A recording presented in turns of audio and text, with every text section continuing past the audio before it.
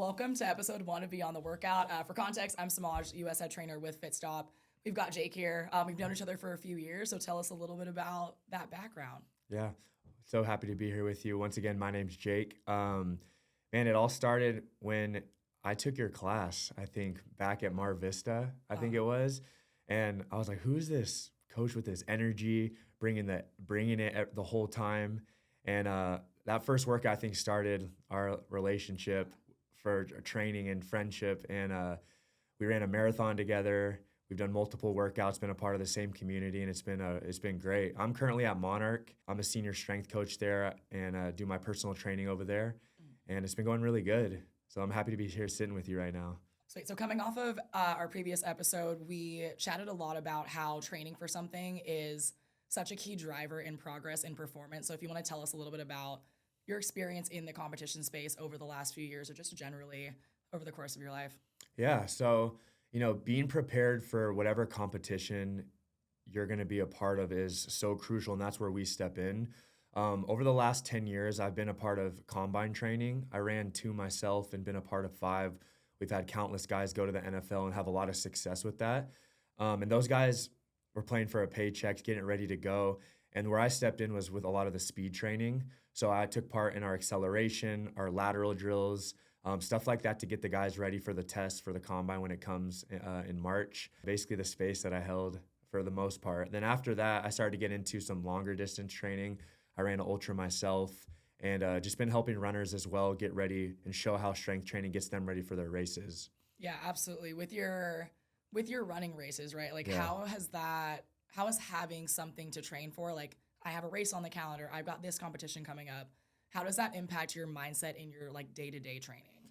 It changes everything because it goes from like having a loose program to like knowing there's days I cannot miss. There's metrics I need to hit before the race, whether it's my workouts, like the strength training sessions becomes that much more important because without those, I don't have a healthy body to go compete in my runs. Then on top of that, I have to make sure I hit my runs with require sleep, food, all of those things to make sure that I'm locked in, ready to go. That's probably the biggest thing is I have a schedule now. And like when that schedule, when it's missed, I feel it, my body feels it. And like, I can't be the best I can be from that. Yeah, so it kind of creates that, what I'm receiving is that like built-in accountability. Exactly. Right? Yeah. When you have a game plan with like what I need to do for my training this week, how I need to fuel, how I need to recover, and that holds you accountable to kind of the step-by-step thing that it takes to achieve the goal that you're searching for, right? Regardless of what race or competition that is. Exactly. And you know better than anybody, like when you set that goal, you got to work backwards. Like, so I set my goal, whatever the race is, whatever the competition is, as we go backwards, we got to have metrics of what are the miles we're hitting on this week, right? What does the training load look like? What's my recovery, the most important one, look like? And if those aren't dialed, right, then I have to adjust. A lot of the times we set these programs and then like have to adjust along the way, whether it's training athletes, training our clients, or ourselves, because it's not a perfect plan every time, but that's the fun part about it. Obviously, you're a metrics-based person, right? Yeah. When it comes to training, programming for yourself, for your clients. How does having trackable aspects to your training impact your training and then also the outcome at the end of the day? Like, why is that better or a stronger approach than just being like, I'll see how I feel? Yeah, the biggest thing I think is readiness. Because in my personal life, I use a lot of force plate metrics to help make sure that I'm ready. So what that looks like for me is like if I go jump on force plates one day, just had a long run a couple days ago, and we do a jump test, just a normal counter movement jump, those metrics are going to tell my imbalances, my readiness for the day based on how high I jump, my explosive power there. And from those numbers, I know how I can tweak my workout for that day, whether I need to take volume off of it so I'm more ready for a run per se, or if I'm feeling super good, I know I can maximize this hour the best I can and add more weight, add more volume, and have a little bit better session in the weight room. And then those metrics of being ready let me know like I'm good to go, right? And so if I keep stacking that up, then over time, that's like the smart way that I can like protect myself, but get the most out of myself because that's what we're looking for. Yeah, so it's like being able to track things along the way allows you to know how ready I am if I'm actually progressing, right? Because knowing on paper, like, all right, these numbers are changing week by week or month by month. Yeah. It's a completely different experience than, okay, I think I'm getting better. Yeah. Right? So that trackable piece is so important for just progress along the way. Yeah, and I would say like the expectation part of it, it helps manage the expectations a lot better because if I'm just like shooting in the dark with my workouts, then I might think that I need to be at a certain level at a certain time of the training block. But if I don't have numbers to back that up and I don't get that goal that I want in that certain week, then that could put me back mentally a little bit. But if I know that I'm feeling bad, the numbers aren't showing as good, maybe I know that I can fall back a little bit. Once I do that, then I'm able to take a step back, maybe get the recovery I needed so I can execute harder when it comes time. All right, we'll take a step back for just a second here. So, how did you get into the endurance running space? So I started read. It's pretty cliche, but I started reading David Goggins' first book, Okay. and at the time I didn't really run more than a 5K consistently. You know, I played football in college, so I was mainly sprinting. Then I just one day went outside my apartment in Playa del Rey and just started running, and I didn't stop for like 9 miles. I came back. I had this great feeling that this I can do further than a 5K. And then I kind of just build it upon that, and it just stuck with me internally.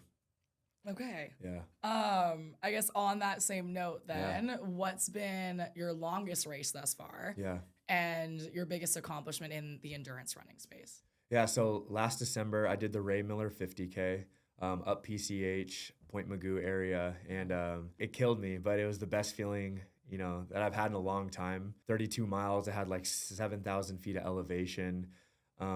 And it was just a fantastic experience. It made it more beautiful because my dad ran the race also like 10 years ago, and he can't really run anymore. So it was more personal for me to be able to like give that back to him because I never really ran with him at that time. And it was great. Did it last December after I was out for a long time just trying to recover, but the training went good and it was a heck of a day. Leading into your 50K, what did your training look like the 8 weeks, 12 weeks prior? Like, what was your training block built like between your runs, your strength training? What was that balance like? Yeah, so in the very beginning, I tried to maintain still 3 to 4 lifts a week. I wrote myself a whole program that focused on lower reps, very explosive movements, where I tried to lift as heavy as I can for those specific reps, but for a short period of time. But what this helped me to do was be able to make sure that I was maximizing my strength, keeping my joints stable, being able to hit numbers that I personally wanted to do because I love that side of it. And then on my runs were almost every day. I was doing at least, if it was a recovery day, I was still doing a 5K. But by like halfway through, my smallest runs were 5 miles. After my big runs on Saturdays, I would take Sunday off. But then Monday, I would try to get right back out there. And I would do my long runs on Saturday.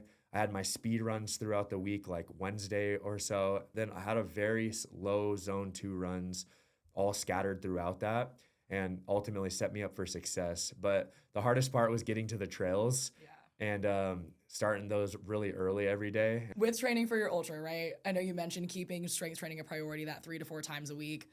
I know in the running space, it's common to think that running gets faster by running more, whereas obviously you're approaching it in the lens of strength training is going to complement my running. Yeah. How do you feel that impacted your training? The strength training side of it was everything. That's literally what saved me throughout the 16-week program that I wrote. Actually, it was 19 weeks. Because stability was there, first of all. Injury prevention was there. And so the way I lined it up, in the beginning of my program, I worked a lot of eccentric training. For those who don't know what that is, that's just working a tempo in our on the way down, say for a squat. So what that helped me do is build resilience over time. So when I'm running down a hill or running up a hill, that I'm able to withstand however many miles I run throughout that process. That was a big piece of it. Also the stability side, a lot of isometric training, which is just holding in a specific spot of the movement. And what that helped me do was build that stability by my joints so that I was not getting hurt. When you take that away, if I didn't do any of that, I would just be batting my joints, my knees, and my glutes wouldn't be fired up, right, to help my knees. And therefore, that's just heading for injury. And I think that's why a lot of runners get hurt when they don't do the strength training or have a plan with it. I love that you went into detail Yeah. on the specific kind of strength training you were doing and how that benefits your running and just your longevity overall. We get a lot of questions at Fitstop around like, why do we do plyometrics? Why do we do slow eccentrics? Like, you just gave us an entire rundown on why, Yeah. right? And that's the joints, the ligaments, the tendons, the muscular endurance, right? Injury prevention, like all of those pieces are so important, whether you're running long distances or simply trying to live a better quality life. We just did a nice little rundown on your recent training, specifically in the endurance running space. We know you have a lot of experience coaching athletes, right? Yeah. What have they been training towards? The athletes that you're coaching, what are you coaching them for? Yeah, so over the span of like the last 10 years, the main thing I was a part of was the combine. So that takes place, it's in Indianapolis. It's where college players are getting ready for the NFL, and they go to that combine and show what they're made of, how fast they are, how strong they are over a handful of tests. Where I come in is during the 10 weeks before that, I'll set up their strength training, their plyos, and their on the field training, which is like 5 days a week, 2 workouts a day, recovery, all of this tied into one. And so I'll run their strength training in the morning. Then we go out into the field and we get them ready for the 40-yard dash, the shuttle, which is just all these tests, basically trying to go as fast as they can so that they have the lowest time so that scouts know they're fast. Mm-hmm. And that's what I did basically for like the last 10 years and where I entered the space the most. Yeah. Okay. Yeah. That said, all of your athletes have a goal in mind, right? They are training for something. Yeah. How, from a coach's perspective and an athlete's perspective, how does having something to train for impact the way that you approach your training in like a day-to-day setting? Yeah, so when it comes to the combine and then my NFL vets that I train, it's their livelihood. This is their job. So the stakes are pretty high day to day when we get into those sessions. But if you get them to trust you, if they know that you're for real, just like anybody we train, if you get that buy-in, right, the rest takes care of itself. So prepping before like a game on Sunday for an NFL player is huge because that is how they make their money and that's how they solidify their legacy in whatever they're trying to do. In my personal training, if I set a goal for myself, right, I have something to work towards, right, that gives me purpose daily. So I have everything from my workouts, my runs set up, and it just gives me a structure and accountability, right, to make sure that I'm hitting these goals, right? Everyone has the goals they like to hit. You know, our marathons, I know we ran together, had our goals on Saturdays when we did our long runs. Semaj is way faster than me and smashed it. Way back when. Way back in my day. We're going to do it again, though. I know. We have to run it back. Yeah. But basically, when you have that stuff programmed on your schedule, it just gives you something to look at, to work towards. And if you're being accountable and honest with yourself, you're not going to miss it, right? Unless something happens. And that's the whole goal of it. We don't miss. We get better. Things get better. Times get better, whatever we're searching for. Yep. Yeah. Yeah, absolutely. So setting that something on the calendar, right? Yeah. Something that I'm training for, something that I'm working towards creates that accountability. And then when I tell my friends about it, now they're holding me accountable of like, hey, how was your training this week, right? Yeah. Did you get enough rest, recovery, whatever that may be? Which then, of course, is going to increase my quality of life, right? Because I'm now training for something, I'm getting fitter, I'm feeling better. Yeah. And it's this constant like positive feedback in like an everyday athlete, right? Say myself, I'm not competing for money. I'm not training for, I'm not racing for money in any way. How do you see that having that goal, having that competition on the calendar, how do you see that change the mindset in your clients? They have something to work for, number one, but I think that competitive edge that we have comes out a little bit. And that's the funnest to see because number one, you can tell your client bought in. Once they bought into what you're saying and you guys have that connection, that trust, the sky's the limit for that person because they feel confident in themselves, number one, right? Everything about what they're doing in their life starts to get a little bit closer to that goal, whether it's diet, maybe getting a couple hours of sleep, maybe putting a couple of drinks down over the weekend because they know they have that workout coming up on Monday. And ultimately, that makes everybody better. You want to train that person because they're bought in. That person loves coming to you because you know you have their best interest in mind. And kind of back to what you were just saying, though, I was never, if you would have texted me asking how my long run was and I said I didn't do it, I would have hated how I felt after that. And I feel like our clients are like kind of getting like that too, and we hold them accountable. Yeah. So I love that you brought that up. Yeah. Yeah, that bought in piece is just absolutely key. And having that, again, just accountability between trainer and coach, member to member. I completely feel the same way. As you know, obviously we did a marathon together, right? The only reason I did that marathon was because we were doing it together.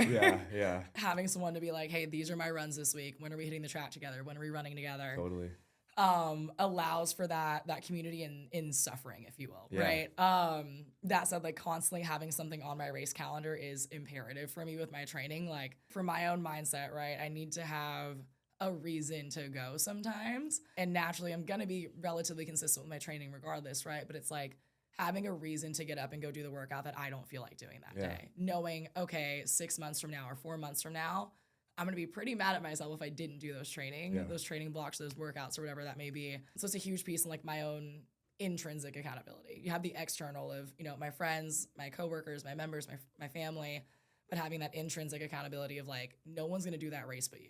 And no one's gonna train for it and be prepared for it except for you. No one else can do the work for you. So that keeps me super bought in. I think you're one of the best at cultivating community from like what I see you do every day. Like, how do you continue to foster such a safe environment for your people to do that?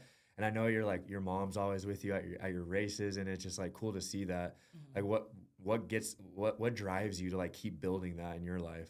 Yeah. So fun fact, my mom did a high rocks with me a couple months ago, and it was the sweetest thing. That, yeah. Like I will never forget that. Yeah. Because training with intent has been such a huge impact in my own life, right? Yeah. And in my entire lifestyle. A few years back, I wouldn't even recognize myself, the crowds I was around, the things that I was doing, the things that I was consuming, just the spaces I was involved in. I would not even recognize that version of myself anymore.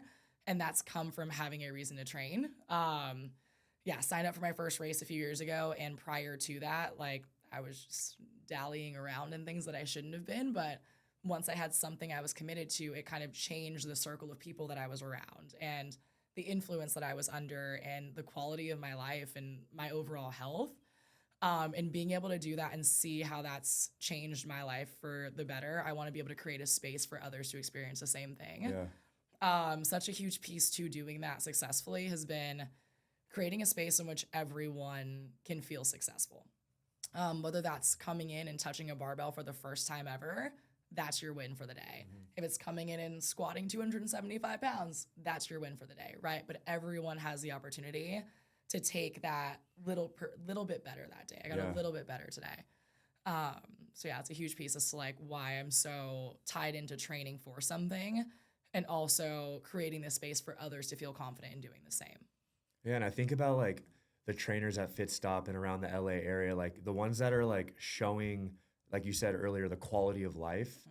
Like, I think that's the attraction. Like when clients see that the quality of life increases when you work hard, when you stick to those races, right? You're staying accountable, and you give them the confidence that they can do that too. I think that's where it becomes pretty special, and that's where like truly like what you were saying about the community, it grows. Yeah. And like that's crazy your mom did it. Where were you guys when you did that? Which one was that?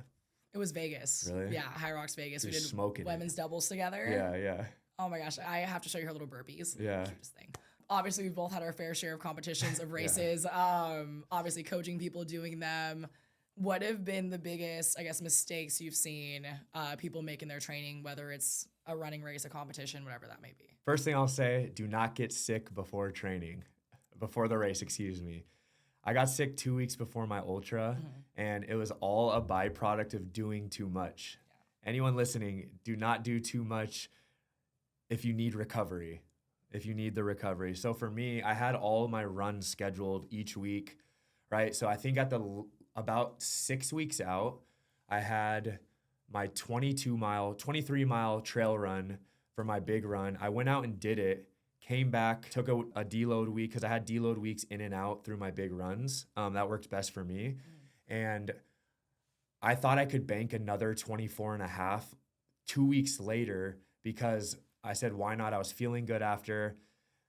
My one of my mentors, Catherine Nichols, if you're listening, I love you. I'm sorry. No, she told me not to go on this run, this 24 and a half, and I didn't listen. I went out and did it. And when I came back, I got sick.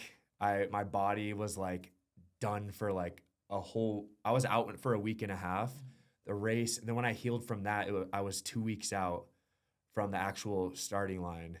And so I think anybody planning a race, the biggest thing is like, if you need recovery, if your training plan says a certain like race you have to do or certain mileage you have to do or whatever it is, I wouldn't be afraid to pull back so that you can feel good. Obviously, you have to go through the hard stuff, but I know when we did our marathon training, I feel like we were scattered all over the place at times, but it was because like we needed to heal a little bit.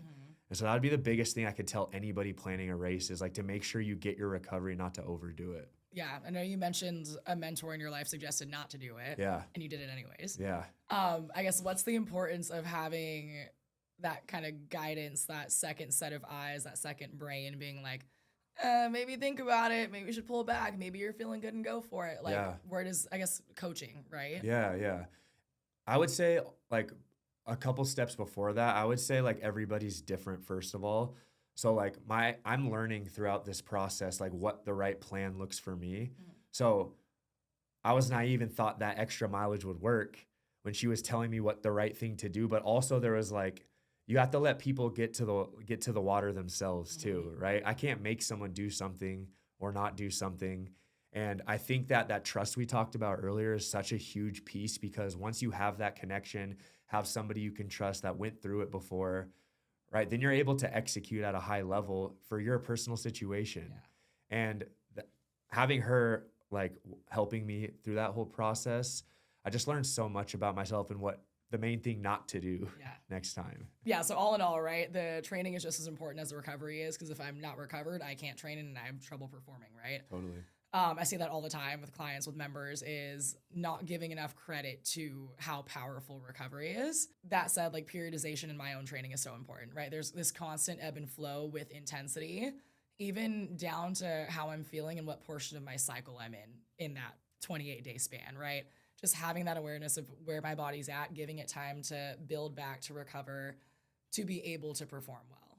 So yeah, when it comes to like building recovery, and again, that like periodization piece of the training, like Fitstop does that within our 12-week training blocks, and members may or may not even know it, right? It's like we kind of increase intensity over the course of this 12 weeks, and then we have base phase at the beginning of every training block, and that is there with the point of essentially deloading, coming off of testing during peak phase, right? We're hitting 3 rep maxes, 1 rep maxes, 5 rep maxes. We're testing ergs. We're doing, work for times. We have game day, which is like an in-house competition, all in the last 3 weeks of this block, to set everyone up for success with the upcoming training block. Base phase is literally there to create the space to pull back on load a little bit, recover the CNS coming off of that big 3 week. All right, so yeah, we know an ultra is the longest race you've done, right? Like if we're looking at the amount of time that you spent on the course, what was going through your head during that race? Like what were some memories that are just stand out for you? And what makes you want to compete again? The first initial memory was, why am I doing this? And I think that everyone I've talked to doing any sort of hard race, there comes a point where you wonder why you're in the position that you're in. But then breaking through that is also where the growth happens, and like that's where you like become a different person, a different beast, it's just, there comes a time, like for me personally in the ultra, like when I got to mile 21, knowing that I'm not even at a marathon yet, my legs were starting to cramp, still had multiple climbs left. There comes a time when you have to just put one foot in front of the other. And in my personal life, that has been a mantra as well, because sometimes when you're not feeling the best that you want to feel, right? I always want instant gratification, right? But sometimes I got to put one foot in front of the other. And at that 21 mark, I had to do that at the time. But over time, as I keep doing one and one and one, I learned something about myself, number one, but then I finished the race, right? And it doesn't have to be an ultra marathon. It can be a 5K. It can be a high rocks, can be whatever it is that your thing is. But when you want to quit, what that action is after that becomes like what that race looks like for you and who you are. And it comes out right there. Yeah, because competing changes your actual brain structure, right? It changes the way that you see yourself, the confidence that you have in yourself as a person coming out of it on the other side, knowing like, I just voluntarily, I paid to do something very hard and very challenging, and I spent the last X amount of weeks training for it. I canceled dinner plans. I woke up earlier than I wanted to. I took rest days when I didn't feel like it, right? Spent the last X amount of weeks training for this thing that I knew was going to be hard, was hard. I finished it, and now I'm like, wow, I did that. Yeah. Right, which is huge, because that carries over into your everyday life, right? the way that I have conversations, the way that I tackle new environments, right? Like all of those things are just, you know what? I did a marathon. So I can go to this store by myself and be just fine, whatever that may be. Yeah. But that said, like what would you say to anyone who is considering doing their first race but kind of on the edge about it? Yeah, and I have to just rewind a little bit because you got me hyped up, because how many times in our old lives when we weren't doing the things we were supposed to be doing did we said no to when that hard wall came, right? That hard moment came up. And I know I've said no a lot in my past life, but once you start to say yes finally and to lean into the discomfort and accept it, that's when the magic happens. That's when you change, like you said. And I think with our clients, it's the same thing. It's like we're teaching them to say yes. We're teaching them to trust something different for once. They've said no so many times. And the coolest part is when they say yes to that and they choose to like live with something different than they know, to the unknown, to step into it. Yeah, and it's like that. Now I'm super fired up now too. It's that ability to again get through something voluntarily challenging allows for more success in the involuntary challenges in my day-to-day life, right? It's like as I'm facing things, whether it's family, housing, friends, right? Like as those challenges come up, I am significantly more successful at getting through them. So I'm like, oh, I've done hard things before. Yeah. And I've made my way out of it. Yeah. So I will figure out how to make my way out of this. Yeah. Whether it can be easy, it can be hard, whatever happens there. But I've done challenging things before. I've seen myself finish them through. I can do the same thing with whatever's happening in my life. Yeah. It's always deeper than the race, right? When it transfers over to something important, like you said, family, friends, anything, housing, whatever it is, then that's when you change. And we're all trying to change for the better. And seeing that is just great. So yeah, every single race teaches you something different about yourself, shows you a different way of tackling challenges. And that is why I'm so excited for Global Games. When we Fitstop's first global level competition, like we are putting on our own comp, you're gonna see conditions, sweat, lift, perform, like all pieces of our training in this competition. So it's like, especially for those members that haven't done a competition yet, but are on the verge of doing it, this is something that they're already training for. So they've got that little piece of confidence already going into it, and then they get to go and tackle this race and like, again, just unlock this new version of themselves. And I'm so excited to be there and be a part of that experience with them. They know they're training for it. It's going to be crazy. Exactly. They're ready to go. Yeah, it's going to be epic. All right, all that to say, Jake, if you could leave the audience with one thing, what would it be? I think the most important thing to me is when there is something deep down right here that burns, that you want to do, whether you're afraid to talk about it, whether you're afraid to tell a friend about it because you think you'll be judged. I think that if you truly believe that that's something you want to do and you set a correct plan and you have a correct mindset and you want to be aligned with it, I think that if you attack that, anything can be done, whether it's a race, a job, something in life. And I think that we shouldn't let that feeling go away and dissipate. And I think the more as humans, as we lean into that underlying feeling that makes you want to be great, I think everyone around you gets better, and it's just endless possibilities for what you truly can accomplish. And I think we get blunted here in this world at times when it gets dark for whatever reason. And I think that when that thing's burning a little bit, you got to know it's burning, and that you don't be afraid to go find out what that is. And I would say that would be my main thing. Man, Jakeism. Well, I think that if you have that deep burning sensation that we all know what that is when you want to do something, our society wants to dim our lights at times, and we might feel judged telling a friend, telling a family member. But if you can find the courage to like create a plan, go from backwards from your goal, right, and really let that burning sensation out, that the sky is the limit, whether it's a race, it's a job, anything like that. Letting that thing out, I think, is the best thing for you, and you'll be more aligned after, feeling good about yourself.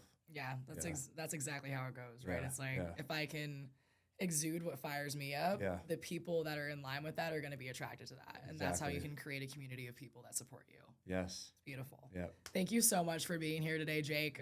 Let's just close this out. All right, here we go. Ready? Yeah. Rock, paper, scissors.